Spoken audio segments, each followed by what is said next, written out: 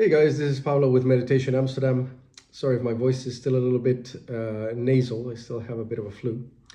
In today's video, I want to discuss a notion that came up during a few meditations from the past few days.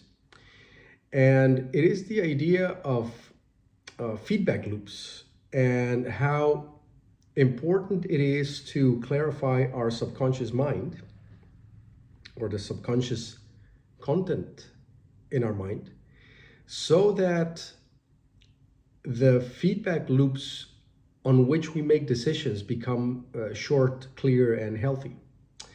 So this came up during a meditation in which I was, you could say that I was edging between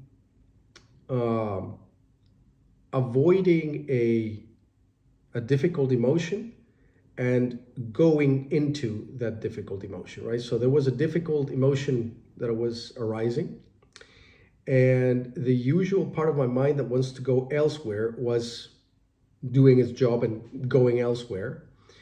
And the part of my mind that has clarification and cultivation as its goal was going into the difficult emotion. So you had a bit of a tension between the two.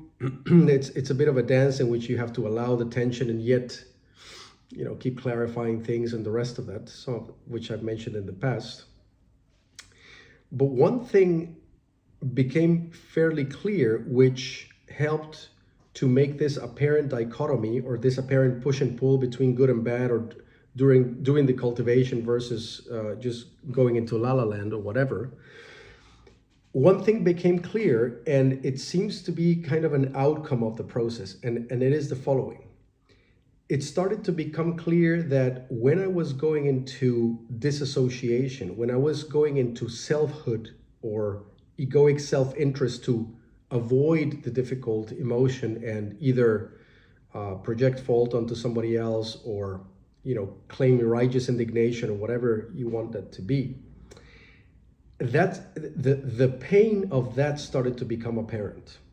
In other words, it started to become apparent that the disassociation, the projection, the distraction came at the price of an alienation that was even more painful than the original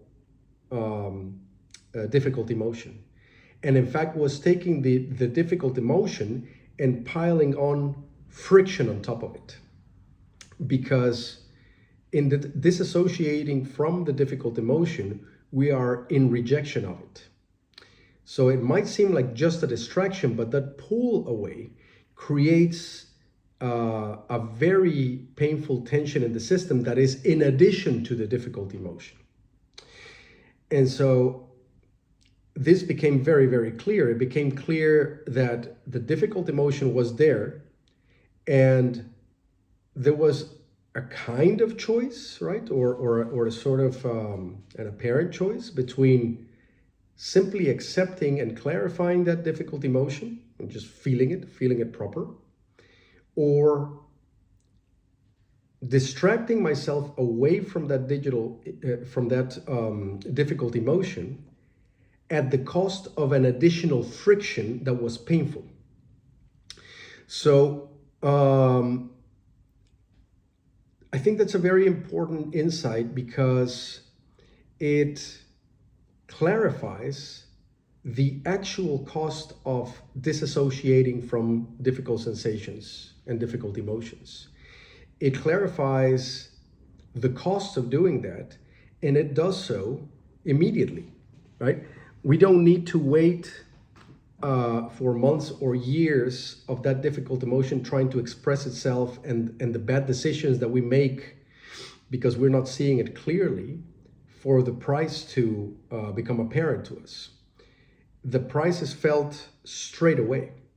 And that is a very handy thing, because the mind is always making the logical choice. Now, if the price that we pay for ignoring difficult emotions is below the threshold of our perception, so we're not even, first of all, if we're repressing, we're not even aware that pain is there and that we're avoiding it.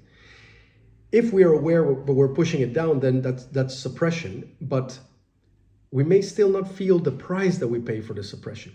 Later on, we feel alienated, we feel weird, unfulfilled, or we wonder, hey, why did I make such a bad decision? But see, it's difficult when that happens later down the line to link that alienation, lack of fulfillment, or bad decisions back to the original episode in which we were not willing to feel the difficult emotion. So the feedback loop is too big. It's too far away. We don't make the connection between those two. But if in our process of cultivation, and rather through our process of cultivation, we shorten the feedback loop and we get to the point where we go, okay, I feel a difficult emotion. I feel a pull away from it, and I have an intention that wants to stay with it. Now, the intention to stay with it is uncomfortable, right? To feel a difficult emotion is uncomfortable. It's sometimes shameful, sometimes it makes you feel angry or irritated, like you want to crawl out of your own skin. So there's a price to stay with it. Definitely there's a price. And there is a pull from your mind going, let's go somewhere else. Let's pass judgment on this emotion as like, oh, this is not wholesome, this is not pleasant, it's not healthy, this feels icky, so I'm going to blame, I'm going to distract, or I'm going to tell a story that in which I somehow come out on top, or as a victim, whichever it may be, take a pick. So there's a pull to do that. And the moment you succumb to that pull, you notice that in succumbing to that pull, you have added more pain to the situation. You can feel it. You can tangibly feel that there's more pain added, because although you are not feeling the difficult emotion directly, you are in a situation towards it that has added push, pull, and friction that was not there. And that friction is additional pain. So the Buddha's first noble truth is dukkha. There is pain, right? Now, the thinking mind would like to believe that first noble truth can be done away with. You can just say, no, there doesn't have to be pain. I can meditate a lot until bad things don't happen or difficult emotions don't happen. I can try to meditate so that my states of mind are always wholesome and pleasant, right? It's a kind of misunderstanding of what the thing is about. But if you meditate long enough and the insights start to arise, you come to realize that the meditation is not there for a direct manipulation of your emotions so that they become more wholesome and pleasant, but rather a clear observation of those emotions so as not to sweep them under the rug due to the desire of feeling more pleasure and to go to the wholesome side of emotions, right? For example, you're feeling jealousy. Thought arises, I shouldn't be feeling this. Yep. And now the machinery kicks off and you start to justify why you're feeling it, or playing the victim because you're just, you feel that you've been, offended in some kind of situation or whatever. You're doing all manner of things. You're doing a lot of things except feeling the actual damn thing, because you've passed a judgment in which you say, this should not be, right? That's we touched on that in the previous videos. And that judgment makes you come into conflict with the emotion. Now, granted, jealousy is not the most wholesome of emotions, and it's certainly not the most pleasant emotions, but what we're trying to drive at here is that we are willing to feel it for no other reason than the fact that it's there. It's already arisen. And that being the case, we are always better off giving it its fair due and feeling it fully. And back to the original point of the video, if we have done enough cultivation, it'll become painfully clear to us that if we don't do that, we are adding more pain to the equation rather than less. It appears to be less when the extra pain of alienation and unfulfillment and bad decisions or whatever is happening either way later down the line or under the threshold of our conscious perception. But because we've done cultivation, the cost of avoidance starts to become apparent immediately. And because our mind is always doing the logical thing, it used to be logical to avoid when the cost could not be felt. But now that the cost can be felt, it's factored into the equation, and the mind goes, I don't think I want to do that anymore.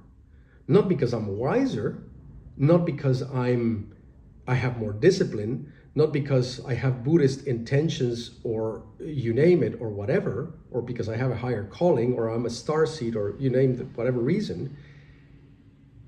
I don't want to avoid because it's no longer the logical thing to do. It really is as simple as that. It reminds me of an episode in in Star Trek.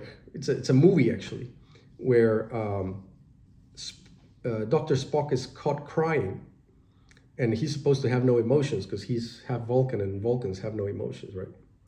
But he's kind of half human, so he's a bit confused. And then Captain Kirk goes, Spock, I noticed you were crying. And then Spock says, yes, Captain, it was the logical thing to do, right? So when the right reason to stop avoiding is not because you have higher intentions or trying to be wise or trying to be fair. The right reason to stop avoiding is because it has become viscerally clear to you that avoidance is painful, is more painful than facing. It also reminds me of the late Christopher Hitchens. He used to have a very interesting view on morality. He said that the best reason to be moral is called enlightened self-interest. In other words, you're doing the right thing for selfish reasons because you have become aware of all the factors in the equation, and therefore the wholesome response is the logical self-interested response. There's no longer a discrepancy or a dichotomy or a conflict between what's good and what's expedient or what's pleasurable. They have become the same thing. We often believe, and some success coaches and stuff will tell you, well, you need to choose, you shouldn't betray your future self, or you need to choose your higher calling instead of immediate pleasure. And you should. But if your mind can't feel the cost that it pays for immediate pleasure, then you only rely on information, logic, and discipline, all of which are very, very flimsy compared to the titanic weight of your visceral pulls and needs and desires. But if through cultivation, or rather the object of cultivation is to shorten the feedback loops, clarify things. That's why we don't try to change things directly. We don't try to behave better. All we do is observe and clarify. And when the actual factors in the equation become known, then the mind goes, hang on a second, I was feeling crappy, and when I disassociate, I feel crappier. Okay, that is a no-go. Why would I do that? That makes no sense. So I will stop disassociating and I will just feel proper. Oh, now I feel really good. Okay. So that means that this thing that wants to pull me away is just shitty counsel, right? I'm going to stop listening to that. Every time I do, I hurt more. Okay, I can see that. I'm just literally being Pavlovian about this, right? I go that direction, it hurts. I go in this one, it hurts a bit, but it's wholesome. Okay, I'll just do that. The name of the game, therefore, is clarification of the subconscious mind. You clarify, you observe and clarify. And over time, the insight will arise that says the wrong thing hurts more immediately. and therefore is not even a debate anymore, and it requires no discipline. It requires no forcing yourself to be wise, or pretending that you're nice when you're really not, or any of that business.